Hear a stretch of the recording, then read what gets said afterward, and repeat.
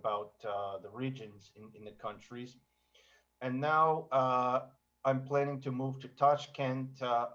I work with a team there, and we wrote the plan for what became their Ministry of Innovative Development. And working on some other projects as well, which I can talk about now, or I can talk about later, as you wish. Later, maybe. Sure. Thank you.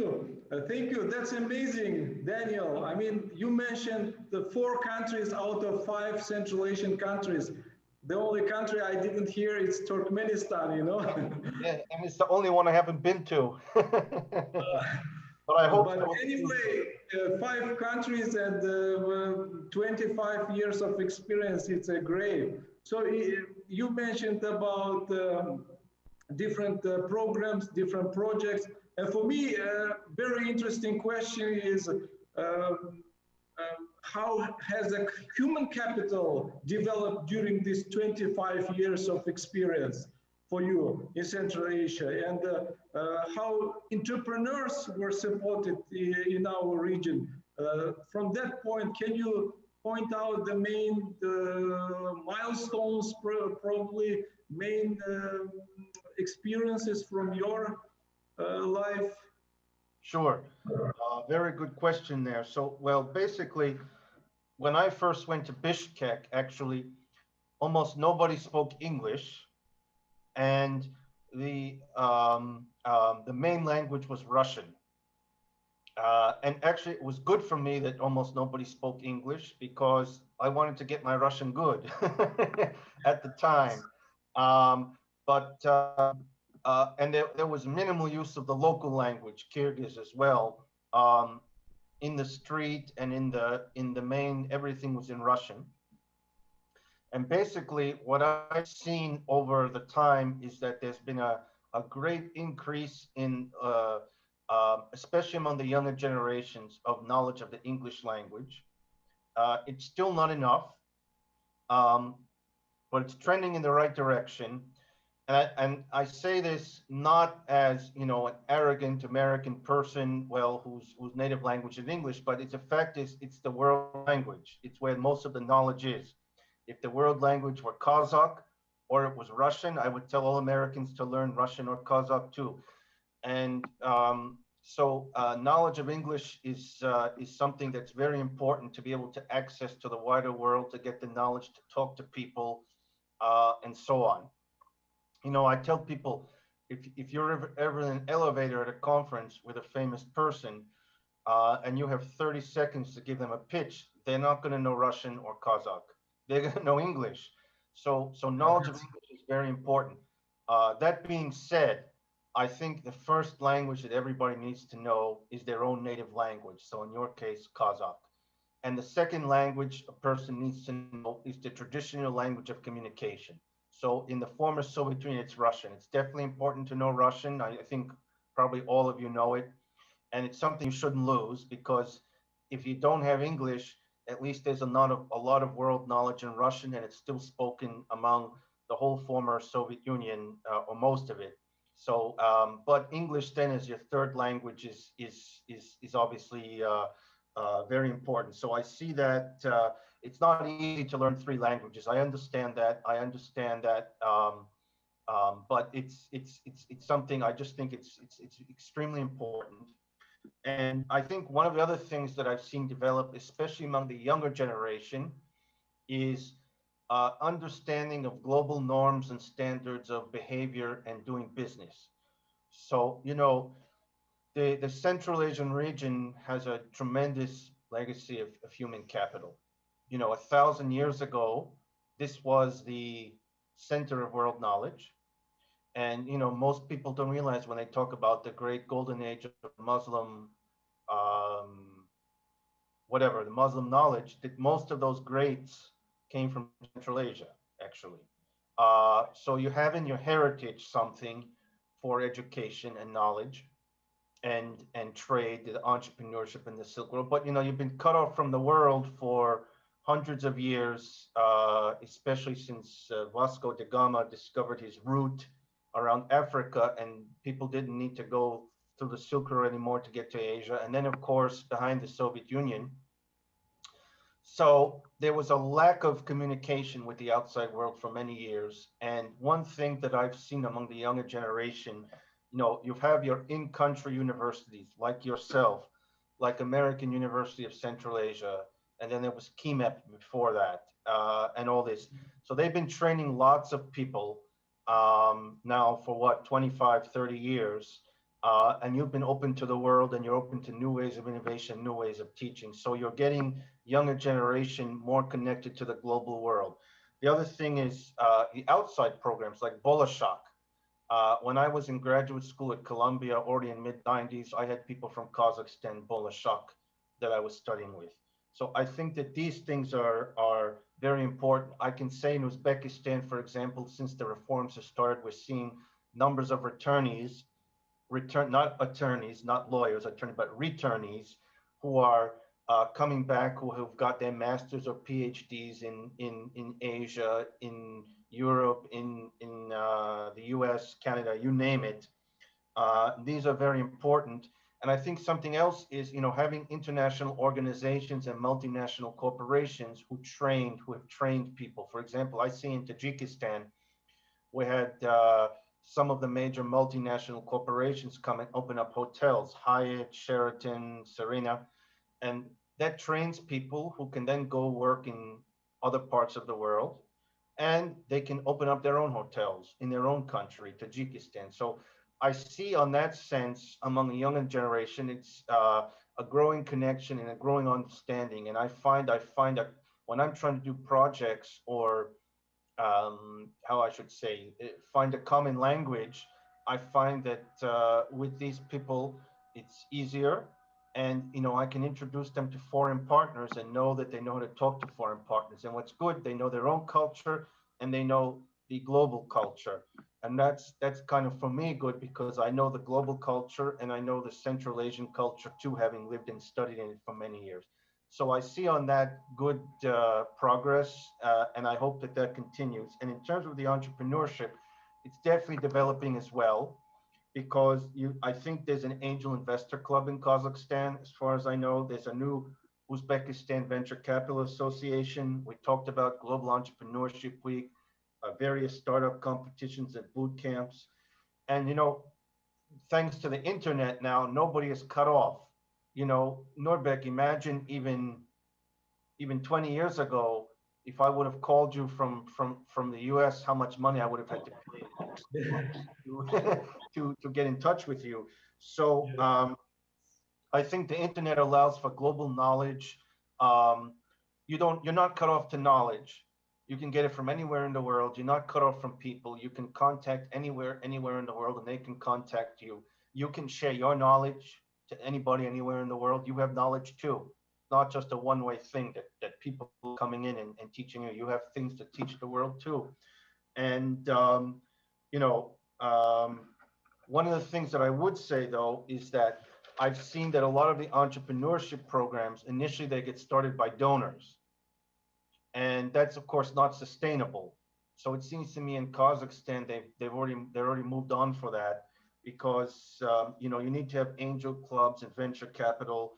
And I know that there's some funds have already been formed, and some are forming to invest in the Central Asian and the Caucasus region, in emerging companies and so on. So I think that's important. I think it's also important, with donors, not to criticize, but they tend to give away for free. And that can credit out the private market of consultants and other things. And that's of course not sustainable, and it teaches people that things are for free. And I'm the kind of person that believes you shouldn't get used to things being free, because it's not real life. It always ends. So even the poorest person should have to pay $1 even for their education, just something that they value it, and they understand that they have to pay for it. So governments can take a role depending. I mean, the criticism of the Soviet system was that governments had too much of a role, but and they credit out the private sector. But you can look at example of Israel, for example, where they set up an entity to invest in promising startups. And now, of course, the private sector is the main investor in projects in Israel. But there is a thing where, and I know that Uzbekistan is starting one of these funds, a government fund. I believe Kazakhstan probably has something too. So these are some things that I can see. So overall, I see progress. Of course, we'd like to see it go faster, but it's ticking in the right direction. Well, thank you, Daniel. I mean, your points are really good. I mean, to listen it from your point, it's a double value for me. For example, right now, I just remember some statistic over languages and over the internet. You mentioned the internet also. For example, that's true. I mean, if, for example, during Soviet period, only 300 million people were speaking Russian language, and it was like one of the, how to say, prestigious language here for learning, for education, for science and everything. When the doors opened 30 years ago, English language was in the mouth of almost 2 billion people. Mm-hmm. So all the literature, all the scientific books, all the interesting technologies were in this language. And when after 10 years, internet came, and now we can see that almost 5 billion people connect every day to the internet. That's, you know, that's something that you are giving the good points. So from that point, some ideas come to my mind, and it's about those barriers for development of technology and innovation in the Central Asian countries. From your point, what are the barriers right now which hinder us and which, how to say, which put us in a different position than, for example, in Asia or in Eastern Europe? What should we do? Well, I'll tell you one thing, very good question. You have an advantage that a lot of people don't have, which is you have a growing population and a youth bulge. Okay, so youth bulge means when you have a large youth cohort. And if you look at some other regions of the world which are not having babies anymore, but they use their youth bulges to move forward, you know, in Asia particularly, you look at China, Japan at some point, Korea, various countries used when they had a lot of youth. So that's what you have now. You have a youth bulge. You have a large growing young population. I believe in Uzbekistan, 60% of the population is youth. You know, all of your Central Asian countries have doubled their population in the last, I think, 15, 20 years, and you're still doing that. Now, there are, of course, advantages and disadvantages to that, as there is in almost everything in life. But the advantage is that you need to capitalize on this. You need to capitalize and really work with these youth. This is your chance to maybe move into the move up. You know, if you're a low income country to a middle income country, if you're a middle income country to a high middle income, maybe to an upper at some point. And you know, the other thing is that a lot of these aging countries, these advanced countries that we look up to in Asia, in Europe, they're aging. They don't have enough workers. They don't have enough, they're going to need new ideas, new innovation. You know, youth brings spark and innovation. If you don't have youth, you can become stale in your society. So, you know, you could have a lot of value in working with the youth. But I have to say, while we're talking at the university level, it's already too late. You need to start, you know, at the kindergarten and the primary level and the secondary level. And so on, so that they're prepared for university level. One of the other things I would talk about is to, you know, your location. A lot of times you talk about your location, it's a disadvantage. You're in the middle of nowhere with mountains and deserts and hard climate and steppe, and it's too cold over here and it's too hot over there. But really, your location is really so central. You know, by flight, you're 4 hours from Moscow, you're 5 or 6 hours from Istanbul, you're less than that from Dubai in the Middle East. I think 2.5 hours to Urumqi. I've done that flight, Almaty Urumqi. You know, and I think you know, you maybe what, 7 or 8 hours to Beijing. You're maybe 3 or 4 hours to Delhi. You have a lot of world powers, big concentration around you. You know, you can be using as a transit hub for goods and for people, this area.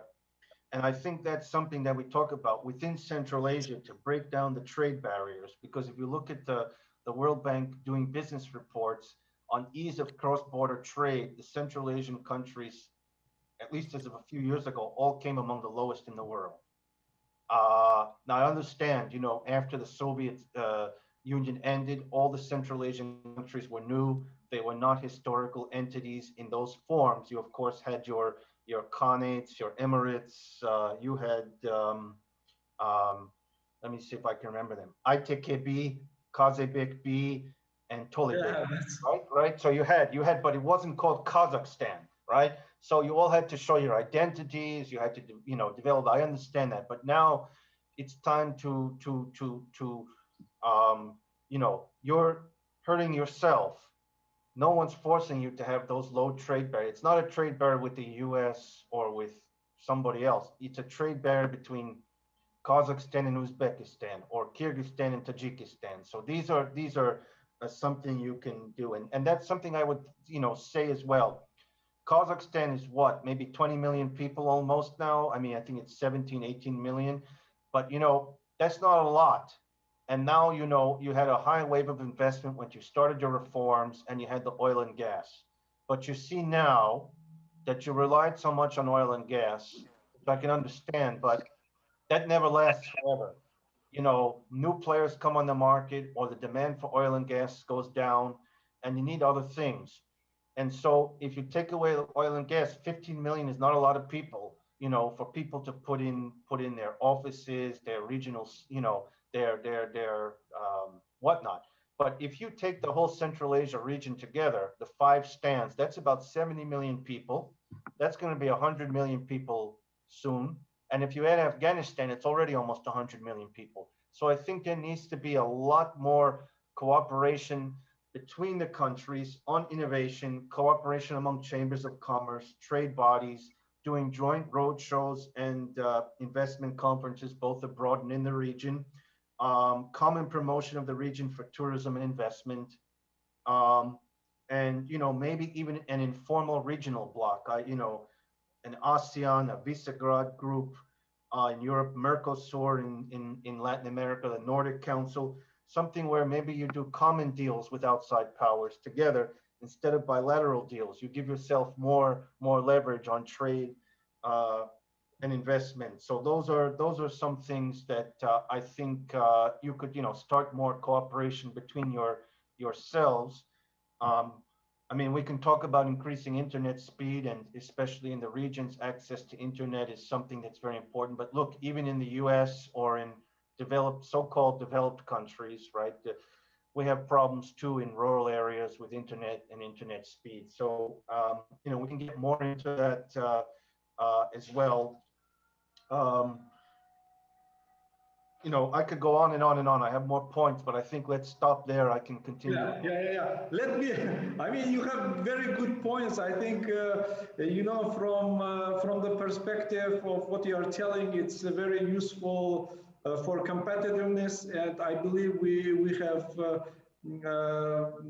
that competitiveness that we can compete those big monsters around Central Asia, like China, India, Iran, Turkey, even Russia, you know.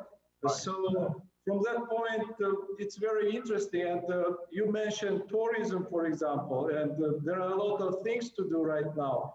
And from the point of attracting investment, you mentioned angels, like investor angels, right? Who are financing those startups. I mean, those are sectors which we need right now in Central Asia in order to develop those startup projects which will have like a global presence in the future. But even even saying that we have some chances for competitiveness from the government perspective. You have worked in the American governmental organization. From that perspective, what would you recommend for our, for example, government of Kazakhstan or regional government in terms of where should we focus in order to get, in order to support those entrepreneurs, and probably from the perspective of university, how they should support universities in order to bring those projects in the future? Very good. Well, you know, one of the things that I would say here is that you know, I think that you're starting to move in the right direction here, but you know, you have this legacy again where the government was so all-encompassing and all-controlling, okay, that first that needs to ease off. And then there's a danger then that if the government comes in, they still have that memory of being all-encompassing and all-controlling, and that start to control everything again. And you know, I think, you know, I'll go into just some points even before I go into your university there. You know, you can do things without the outside world. You don't have to just rely on the outside world to give you ideas and to help you. So I mentioned the idea about trade. You know, you can also work with city clusters across national borders, okay? So for example, I know you're coming out of Chimkent, which is the third largest city in Kazakhstan, and you're that close to Tashkent, which is, right, which is the traditional capital of the region, which is the fourth largest city by population in the former Soviet Union.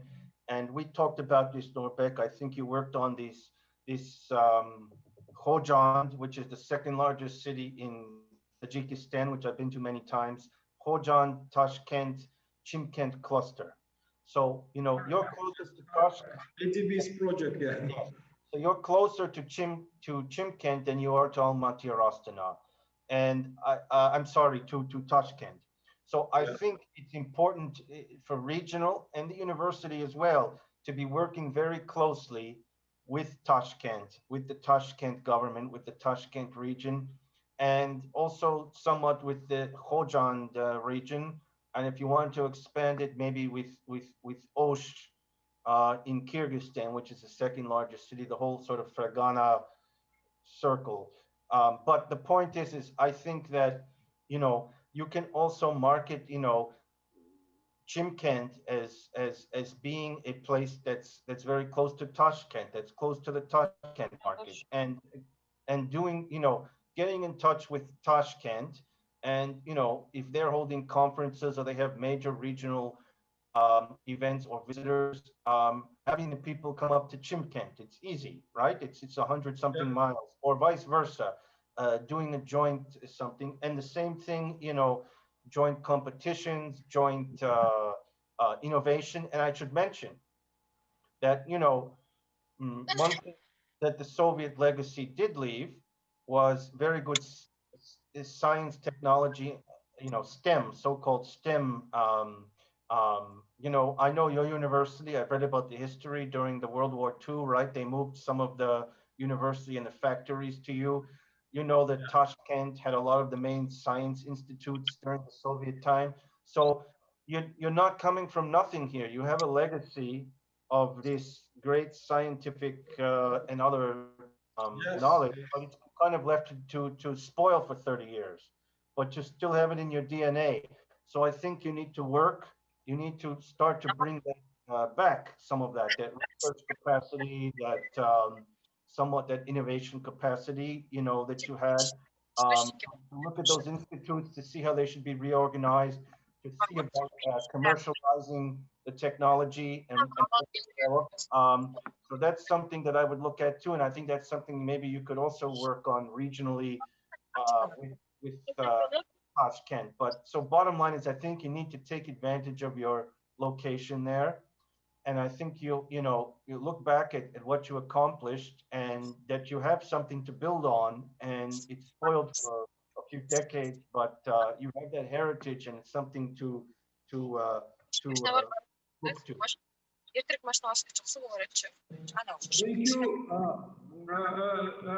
Just a second. Алданазарова, можете звук отключить? Вы перебиваете спикера. Thank you. They were interrupting. I understand. It's fine. Okay. With the call. Daniel, thank you very much. I think we learned a great lesson from you, especially for the country and for the government also. And from the point of university, you also mentioned some of the great points. I just want to ask, what are the educational challenges in Central Asia in terms of university, for example?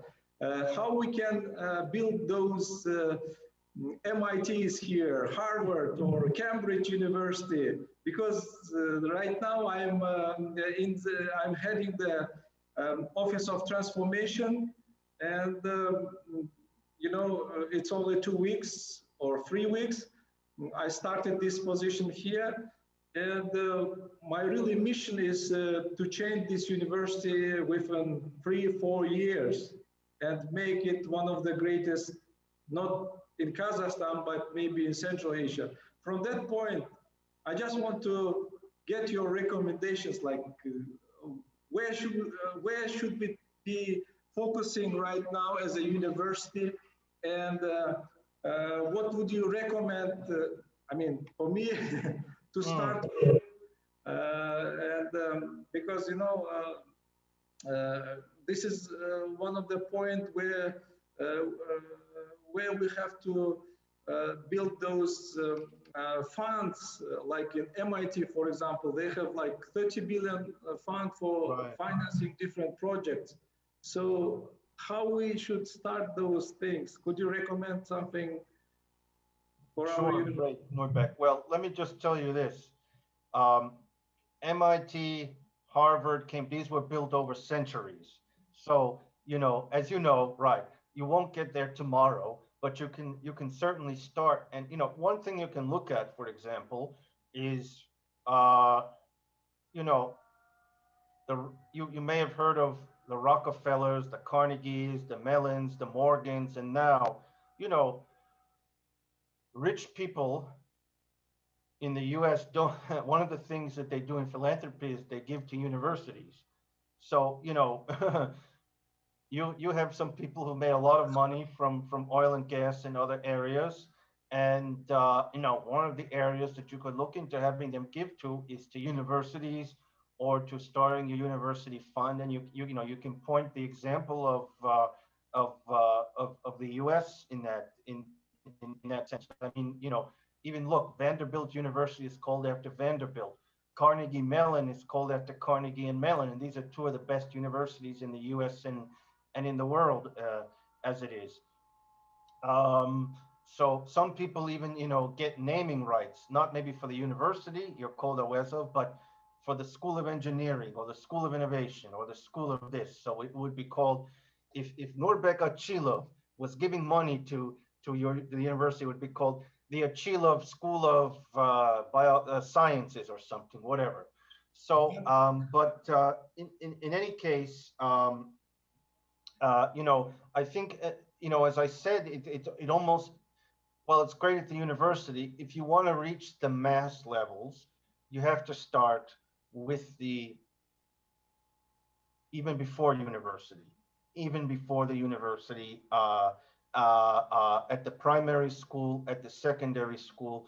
And, I'm guessing you may have this program, I don't know, but you may want to look into, especially if you want to serve the population. And, Chimkent is the 3rd largest city. The schooling is probably pretty good in Chimkent. But if you go to the regions, it probably drops off, the facilities, the teaching and everything. So one of the things you might want to do is to set up your own elementary and middle schools and high schools as feeders. I'm not saying to do that. That's a tall order, but that's something that you might want to do. The other thing is to have what we call a foundation course or foundation year. So people who are maybe from the regions or whoever who have the talent but don't have everything yet because of their lack of good schooling, they would take a pre-year university year, which prepares them for the university. The university also maybe can set up mini campuses or extensions in regions. I know you used to be called South Kazakhstan. You're called Turkestan region now, right? Yes. I think right. It was South Kazakhstan. Right now, it's divided to Shymkent city, a new administrative center, like third largest city. About this, right, and Turkestan region.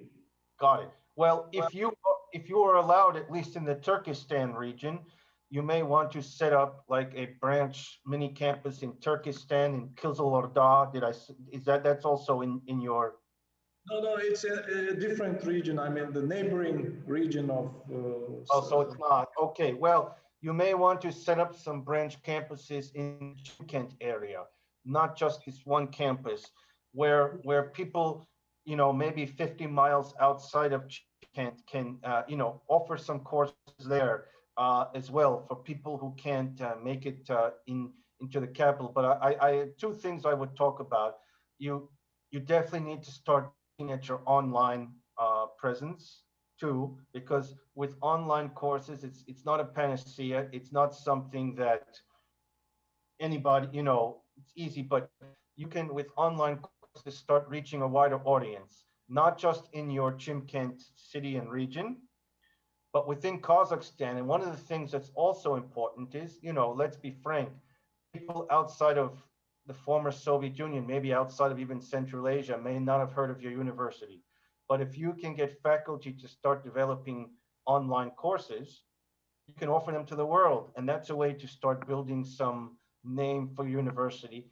And the other thing is, when you're developing, if you're working on innovation and you're trying to commercialize,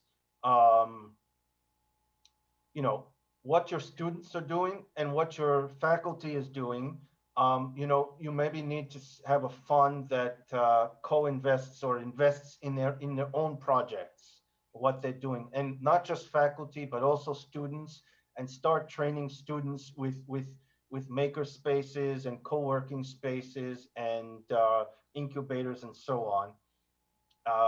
And if you'd like, I can just talk about a project that, you want me to talk about my university project in Uzbekistan or? Go ahead, because it's interesting, but shortly, because we have already talked 45 minutes, and probably we will leave some time for the audience to ask questions. So 1 or 2 more minutes maximum then. So in Uzbekistan, there's about 1 million high school graduates every year, and there's mainly 100,000 university places. So only 10% coverage, which is very low. So people get blocked in their life. They can't afford it. They can't go to Tashkent or wherever, and so on. So we have this idea to open up an online affordable university in Uzbekistan. Now, the twist is this: even in the US or in a developed country, many people drop out of online education. So what we want to do is to have mini campuses in the regions. So in Nukus, Karakalpakstan, in Bukhara, in Samarkand, in Fergana Valley, in different places, maybe in Termez, in wherever, Sirdarya or Kashkadarya, you name it. And the thing is this: we cannot, fix the internet speed that may not be good in these regions and go to the last mile, so to speak, but at least in the regional center, the students can come and have good internet. And a testing center, a study center, so students can socialize, because the socialization on the online program is one reason why people drop out. So they can socialize with other students, they can take their tests, and we'll have tutors who can help them tutor. And we'll also have maker spaces, co-working spaces, and incubators in each regional center as it is. and we're working with a major American university. In fact, I have a call with them later today, but the diploma will not be theirs, because if we offer that, then they charge too much money. It'll be powered by them. So we can charge something that's affordable that the population can do. So this is something we probably will be rolling out in 2022. And this is something that, if it works well, is something that we can certainly look with Kazakhstan and others to. We plan to initially teach in English, but we plan to develop courses in Russian and Uzbek language too. So this is the short of it, and I'll stop there. Thank you, Daniel. I mean, I think your strategies, what you recommended for our university, I will ask our top managers to include it in the strategic document of the university, because really what you said, it's a future, and we have to resolve this kind of issues in our everyday activity. So we have around 10-15 minutes. Okay. Let me ask questions from the audience. Probably they have some good questions for you, and then continue. No problem. С аудиторией есть вопросы? Good afternoon. May I ask a question? So, if yes, so my name is Nurjan Aynabekov. I'm from the Scientific Analytical Information Center from the university. It was very interesting to hear you. It was really so big expert talk about our region, about our with our neighbors, and sometimes there appeared the questions, but they were answered by themselves by the next your speech, your sentences. But nevertheless, I would like to ask. So before I ask, I also like to highlight some points about you said about the collaboration between why not Khujand, Tashkent, Shymkent. You know, it's not something to give some arguments. Just to say that, for example, we have really good completed a project Silk Road headed by Italian University in Padua, Silk Road, and it was really good in terms of Khujand, Tashkent, Shymkent relationship. Yes, and all these regions, universities from these regions participated in this project. My question, so of course, from the sphere of education and science, and last time, to be clearer, so since the last year, Uzbekistan governance decided to push, also decided their university to participate in the global rankings, starting with the QS, and also about the indexation of the Uzbek journals in the Elsevier database.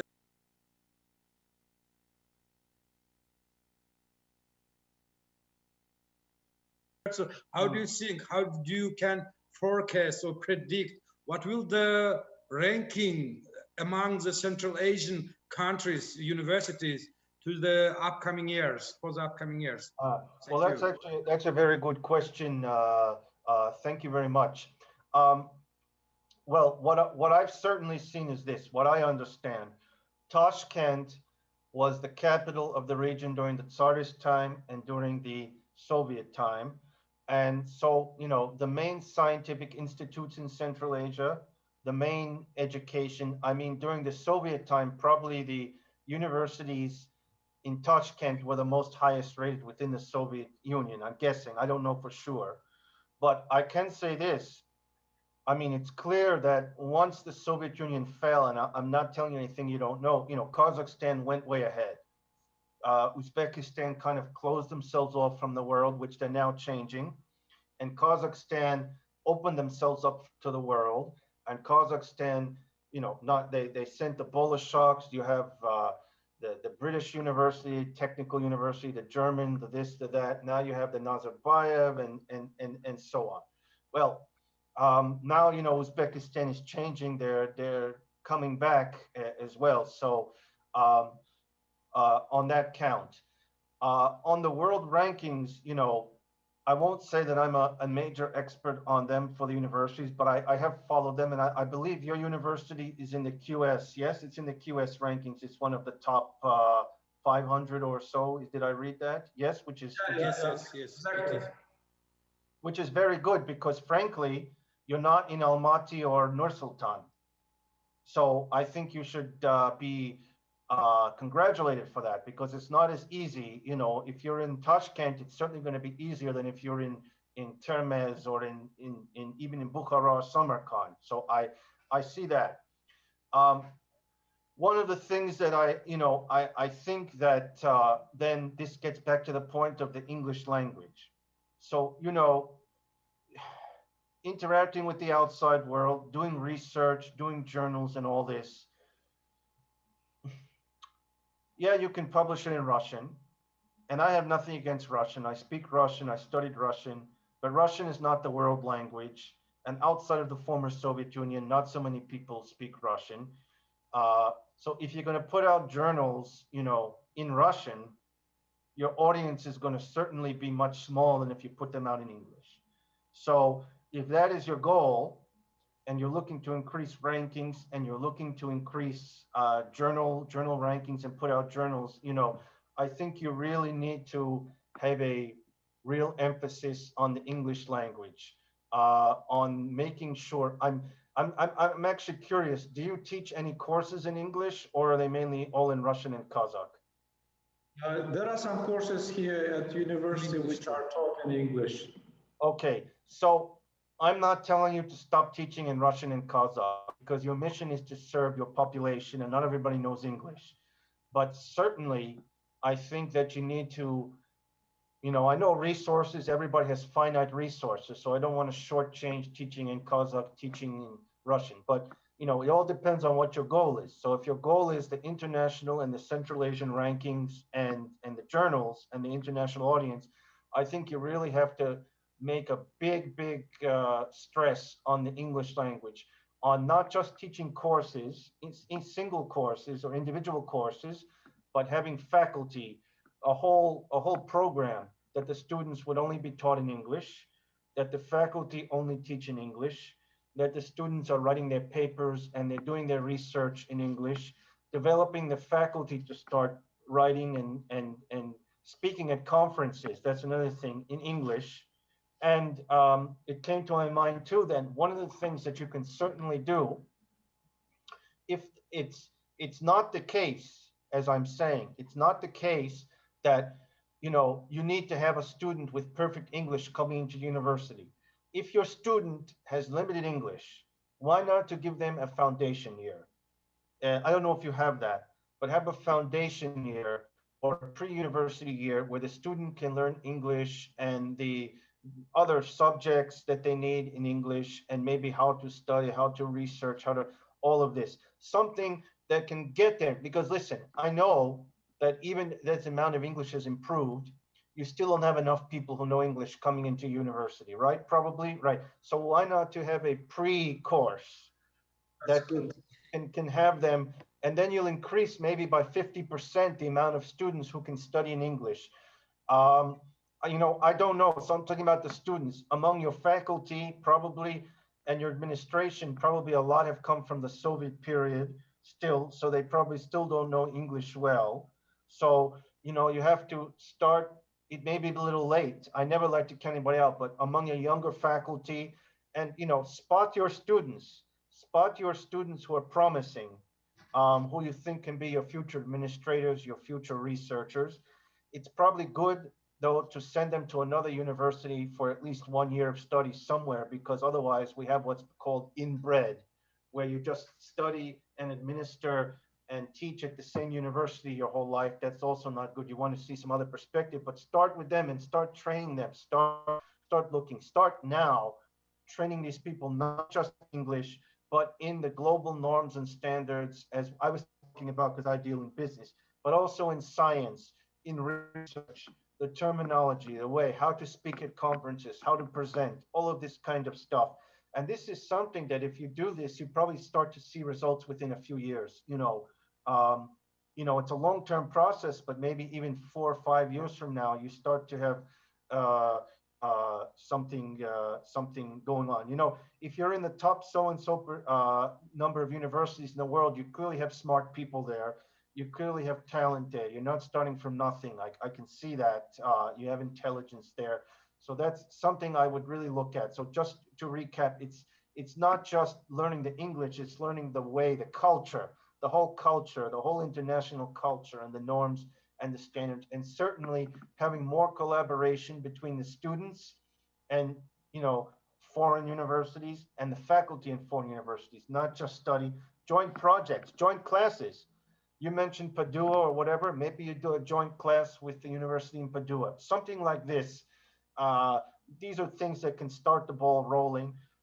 And I would certainly, you know, start to look at developing some of your online courses, maybe in English, maybe having faculty, the younger faculty, develop courses like that, get your name out there. That's very good, you know, for brand and publicity. Having a major education conference like you have here. Of course, it's virtual this time, but what I see then is for the rankings, and sorry to keep going on here, you know, look, Nazarbayev University is certainly going to be highly ranked. They have all the international, they have the money, they have the government, and they have, you know, a lot of international staff. You have, but you know, you have your Al-Farabi, and you have, I think, one or two others I saw in Kazakhstan, but you're right there in Kazakhstan. And, you know, Kyrgyzstan, I think the American university, I don't know what their rankings are, but I think basically it's Kyrgyzstan and Uzbekistan. And Uzbekistan was behind because they closed themselves for 30 years, but now they're opening. So they're also going to be coming up in competition for you. So probably they're making a push, as you said, and probably you'll start to see them start to improve in the next few years too. But, you know, I see you, obviously, you're one of the top 5 universities probably in the rankings right now. And, you know, probably the only one that's not in a capital city, right? You're not in Tashkent, you're not in Bishkek, you're not in Almaty, you're not in Astana. And I think you can use that too somehow, if we can find a way to brand that, you know, you're the only top university in the whole region that is not in, no offense to Chimkent, but you're not in a major city that people know. You know what I mean? So I think somehow that can be used in the branding. That's a pretty remarkable achievement. I had no idea until I read about it a few days ago. But I hope, sorry for the rambling and the long answer, you know, we can talk later about some ideas and things, but just for a simple answer, those are some things I would say. Thank you, Daniel. Thank you. Any other questions? Если у вас вопросы к Даниэлю, можно на русском задать вопрос, если у вас есть интересные вопросы. 2-3 вопроса еще. Ну, 1-2 вопроса, то есть у нас по времени просто уже 7 часов.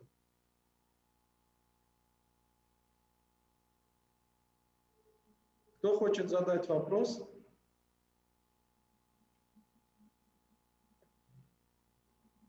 Daniel, I think now they are preparing their questions, but you know, after when you were doing your presentation, your speech, I just made some notes, and you know, and also I made some 3 questions for you. I mean, they are short. It's just to know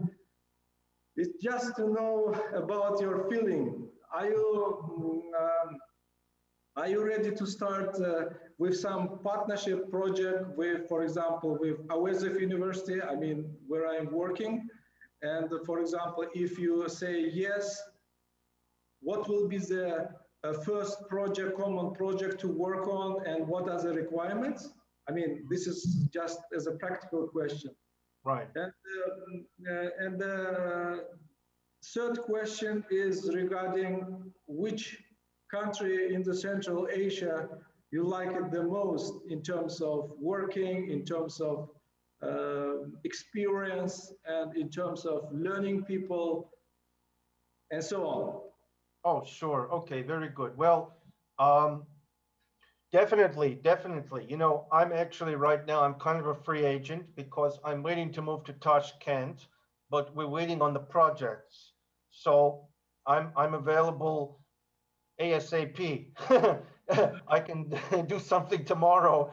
And, you know, even if in the future I wind up moving to Tashkent, again, Tashkent and Chimkent are very close to each other. I would love to be involved with Chimkent. So I think that's something that we can, you know, discuss after the conference, and we can come up with some common ideas. I'm open to it. I'm, you know, I don't expect our Tashkent stuff to take off to sometime next year. So I'm available until then, and anything is possible. And the other thing that's good, at least, is as an American, I don't need a visa to visit Kazakhstan and Kyrgyzstan for up to, I don't know if it's 15 or 30 days. So you don't even have to probably, if I come for less than a certain number of days, you don't even have to get me a visa. That's cool. And then the other thing I would say, my favorite country in Central Asia. Well, I've never actually worked in Kazakhstan. I first visited Almaty in 1994, and only the airport. But I did visit Almaty in 1998 for a few days, and I have visited Almaty a few times in the last number of years. I will say this: Kyrgyzstan will always be most special to me because it's the first place I went to in '94, and I was only 22. It was my first big experience and my first big way to test myself. And I was young and discovering things. Now I'm old, and I'm, you know, it's hard to, you know, with new things, it's hard to be impressed. You know, you've seen everything, you feel like it. And I really loved what I like in Kyrgyzstan.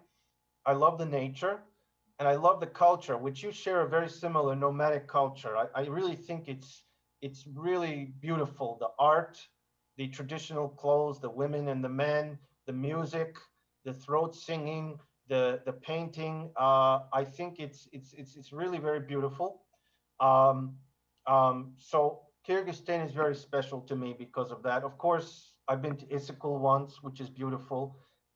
Which, by the way, I mean, you know, you've got Almaty, Bishkek, Istanbul triangle there. That should be a regional cooperation, a huge one there. I mean, that should just be, I don't, you know, but anyway, but I would say, of course, Tajikistan is special to me, having lived there many years, and Uzbekistan. I really like Uzbekistan. I really like Tashkent. I've been to Samarkand, Bukhara, Khiva. But I have to say, I do like Almaty. I'll tell you why. Yes, there are problems. Yes, the lighting is not great at night. Yes, the street signs are not great. Yes, the sidewalk is cracked. But I'll tell you what, it's a very pleasant city in the center there. You know, it's a lot of green. You still have a lot of old buildings, which are beautiful, that haven't been knocked down, you know, and that's something I would recommend. You keep some of those older buildings. And it's very pleasant. It's fairly quiet to walk in the center. I've walked, I did a whole like 4-hour tour at a map. I walked myself all through all the nice, interesting sites in Almaty. So Kyrgyzstan is probably, for sentimental reasons, the one that most dear to my heart, but they're all dear to my heart. And in terms of walking and in terms of visiting, I like Almaty a lot. But I've never been to Chimkent, so who knows? Maybe my opinion will change if I come to Chimkent. That was the point of understanding your preferences, your experiences, because all of this we have in Chimkent region. I mean, Turkestan, Chimkent region. So Right. when you come next time, probably I will show you around, and you will love it as well, like myself. Great. I think we are out of time. We can talk on many things. Right. Let's continue on all our new initiatives and ideas after the conference. Sure. And probably we need to organize some more with you in order to get those good ideas, as well as those good projects we can do together. I mean, I definitely will talk with our top management of our university on projects based on what you are doing in Uzbekistan and what have you been done in Tajikistan and Kyrgyzstan. So for the now, let's finish. Thank you for your time. And I hope you enjoyed. If you have several recommendations for our youth, maybe there are some students, please, you can tell it even in Russian. Okay. As the last word of the session. Хорошо. Well, спасибо, Нурбек. Спасибо тоже Ауэзов университет, Ауэзовский университет. Было мне очень приятно разговаривать с вами. Я долго не разговаривал на русском, но я думаю, что я так раньше много учился, что на голове я не забыл. И я надеюсь, конечно, в будущем с вами сотрудничать, to cooperate, I think is the word. Meet and you mean meet or cooperate? Cooperate, yes. Сотрудничать, yes. But молодостью тоже очень приятно. Я просто говорю, что вы очень важны. Почему? Я из Америки. Америка уже сколько лет, уже в принципе развитие, да? Я как новое поколение, ну сколько поколений уже до меня. Вы, Нурбек, он первое поколение постсоветского поколения, yes? Он первый, так, но вы второй, и вы очень важны, потому что вы основатели вашей страны и региона. Вы первый в истории, у вас эти возможности, как разговаривать с людьми во всех мира. Ваши родители не делали это, не могли это делать. Вы первый, как можно так с этими конференциями, с этими интернетом, с этим. So я просто говорю, что вы должны продолжать, что вы делаете, и, конечно, продолжать, как сказать, разговаривать с миром. В всех странах, чтобы вы понимаете мир, чтобы мир понимаете вас, чтобы вы можете найти взаимный язык, yes, common language, and so on. Язык. Yes, язык. And so я говорю, я просто простой человек в Америке. Сколько лет? 200 лет, 250. Но вы так первый Казахстан. Нурбек, вы второй, который вы можете много делать. Много не делал. В Америке, в принципе, все уже сделано много лет назад. Вы много можете делать, вы много. Даже если не сейчас, может быть через 10 лет, может быть через 20 лет. И я говорю, сколько казахов на границе живете, они живут на границе или они учатся на границе. Но все равно это для вас тоже вы выигрываете. Почему? I'm sorry, you win. You win. Проигрываете, вы выигрываете. Выигрываете, yes. Because даже если не сейчас, может быть через 5 лет, через 10 лет, они вернутся, или они возвращаются, или они могут пользоваться это знание, или что пользовать вам. So даже если вы в будущем за рубеж будете, это тоже ничего не значит, что вы против страны. Наоборот, вы тоже помочь можно дать, потому что у вас будет новые знания, новые методы, новая методология для страны. So я просто говорю, что вы для вашей страны важнее, чем я для моей страны, потому что все уже сделано. Для вас все можно делать в будущем. Вы будете поколение, которое все делает. Если не сейчас, через будущее. Если вам сейчас 20 лет, у вас еще 80 лет жить в будущем. So у вас много возможностей в будущем помогать стране. И я желаю вам большой успех. И я буду с вами, потому что я уже сколько лет работаю в районе, и я планирую в будущем тоже работать в районе. Спасибо. Спасибо. Добрый вечер. Добрый вечер, Даниэль. Я извиняюсь, а можно задать вопрос? Нурбек? Вы можете камеру включить, чтобы вас видно было? Добрый день, меня слышно, видно? Да, все. Ага. Да, добрый день, очень впечатляющий доклад. Хотел бы задать вопрос. Меня зовут Бибол Жакипаев. Сейчас я в Москве по программе «Болошак», которую вы несколько раз упомянули в своем докладе. Учусь в Московском государственном университете, и вы тут затронули тему насчет поколений, в различных поколений, в образовании, в культуре. Вот, хотел бы задать такой вопрос.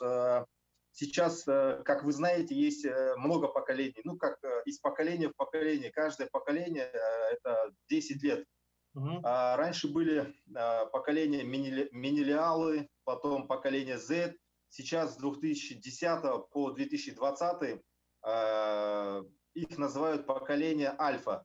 Вот, на ваш взгляд, какие различия есть между ними, и не то чтобы кто лучше из них. Сейчас просто говорят, что с поколением Z нужно работать очень с таким культурным подходом.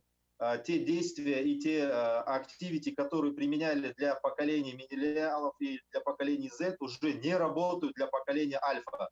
Вот ваше видение, мне интересно, что вы скажете. Спасибо заранее. Хорошо, очень приятно. So, вы имеете в виду поколение 10 до 20, yes? Right. Okay. Да, совершенно верно. Ага, моя опыта, так, у меня больше опыта с этими, как вы сказали, Gen Z, я сам Gen X. Gen X много написали о Gen X в 90-х, и так, как они были разные с бумерами и такими, но вы понимаете, что такое бумер, что такое X, что такое Z. В Америке и на Западе это разница, потому что ваши бумеры были под коммунистами. Это совсем другое, как у нас. Но я просто, во-первых, молодец, что вы в МГУ и что вы на Болошаке. Я думаю, что у вас, к сожалению, очень трудно. Для вас может быть самое трудное, потому что у нас финансовый кризис уже 20 лет, а у вас сейчас нефть меньше, что Казахстан, например, в Казахстан меньше, не как в 90-х сейчас вы, может быть, живете так, и трудно сейчас с вирусом и так. So, для вас может быть очень самое трудное время всех поколений. Но, как они говорят, с всеми проблемами всегда есть возможность. Во всех кризисах есть новые возможности существуют. И может быть это ваше преимущество. Может быть это ваше преимущество. Вы можете видеть других сторон, других новые методы, как решить проблемы. Может быть, я не вижу, может быть, Бурман не видит так. So, вот это, я думаю, когда кризис, сейчас много возможностей. Из-за кризисов, maybe, наоборот, больше возможностей, чем если не был кризис. So, я думаю, вот так, например, вот наш онлайн-университет. Сколько, как сказать, pushback against us, против нас был. Такие идеи, это не работает, так, мы не хотим, так. Но сейчас с кризисом оказалось, что в Узбекистане, везде нет, они не готовы преподавать онлайн. Сейчас им нужно. Смотрите, что для нас раньше был когда времени были, так называется, хорошо, они хотели, сейчас плохой, они хотят. So вы должны думать, какие новые продукты, новые услуги, сервисы, так вы можете предлагать. И как я сказал, для нас в Средней Азии много можно делать. Мы до сих пор не развитие. И даже я говорю, в Америке мы не развитие, но так называемое развитие, все было сделано. So, у вас много можно предлагать, много можно делать. Я думаю, если вы вернетесь в Казахстан, вы можете много новых методик, но новые другие вещи все делать. Правительство, бизнесы и так. В Америке уже у нас set in our ways. You know, we do things the way we do. But you're going to have a lot to offer. Вы много можете... oh, I forgot the word. Предложить. Yes, предложить,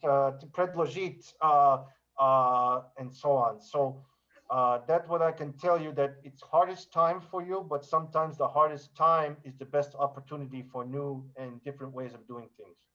Спасибо, Дэниел. Еще один маленький вопрос. Модератор, я вас очень попрошу.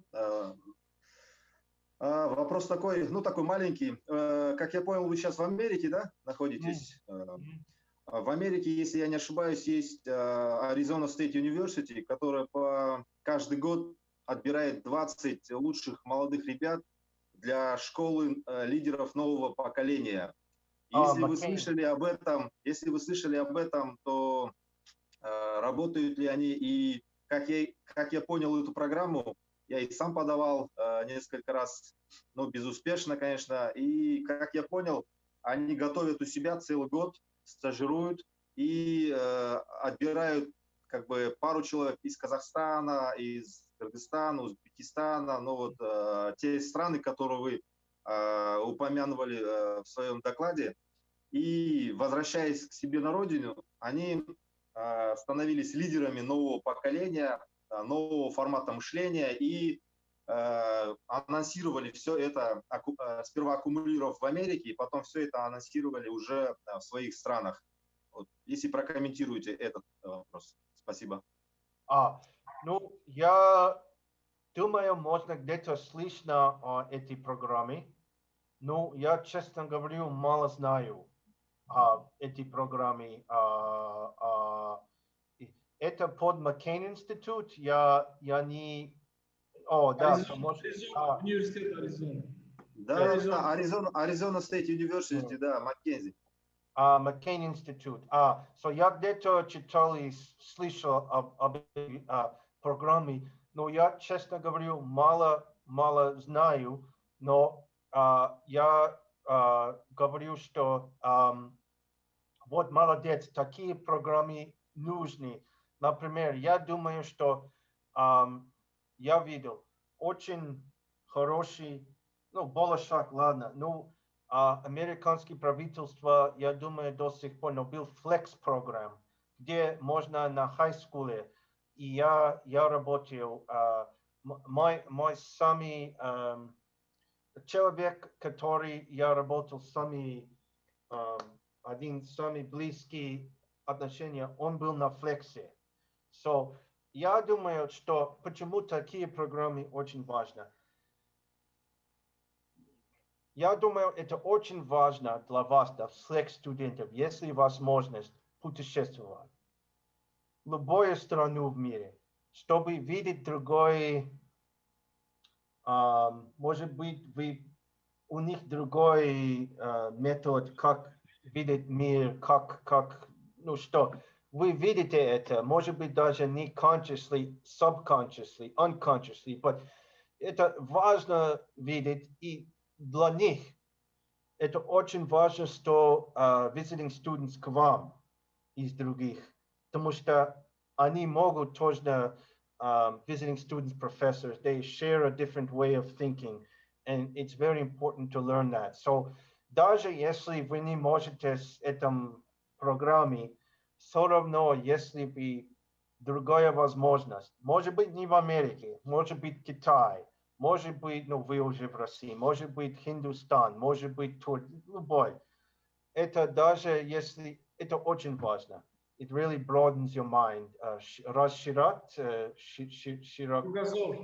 yes, your brain. But for your program, you know, I wouldn't stop applying or try to find other programs similar to apply to, because, you know, they're getting lots of applications for a very small number of students. And вы понимаете английский тоже? Yes, he understands. If he applied already, he have to. I have to do it in English. Okay, great. That's fine then. Yes.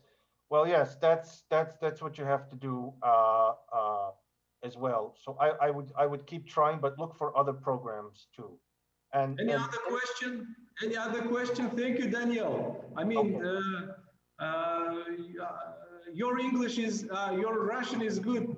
You know, I didn't expect. Thank you. Наш русский очень хороший, поэтому можно было бы и на русском провести.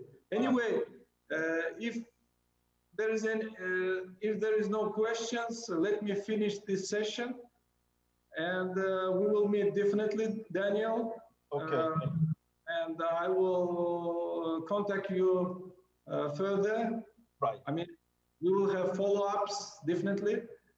Excellent. For the moment, thank you, dear participants. Спасибо большое, участники. Если у вас будут вопросы, рекомендации или предложения Даниэлю, пожалуйста, можете подготовить, и мы, соответственно, передадим ему.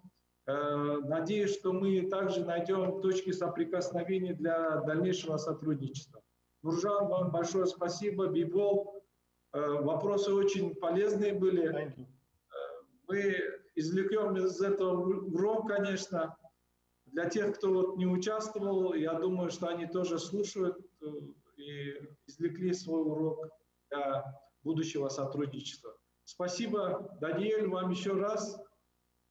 Спасибо, несмотря на то, что это самое раннее утро для вас, вы подсоединились. И было все замечательно, и увидимся скоро. Okay, thank you, Norbek. Thank you to everybody at VII University, and hope to talk soon. Thank you, Daniel. Enjoy your day. Thank you. Bye-bye. Please join next sessions tomorrow. I'll try to, definitely, yes. Okay. Bye-bye.